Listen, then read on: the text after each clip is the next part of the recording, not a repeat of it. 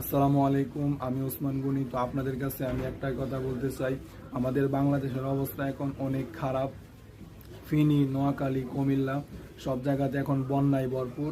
সিলেট এগুলোতে এখন অনেক বন্যা, ঘরবাড়ি সব ডুবে যাচ্ছে। তো যারা সাহায্য করতে চাচ্ছেন, অনেকে বিকাশ নাম্বার, নগদ নাম্বার খুঁজতেছেন। তো এগুলোতে টাকা পাঠাবেন না, এগুলো সব দুর্নীতিতে ভরা।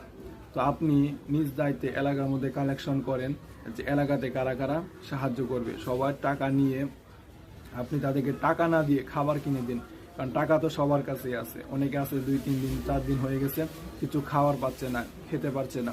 তো আপনি টাকা না দিয়ে তাদেরকে একটু খাবার পৌঁছায় দেন।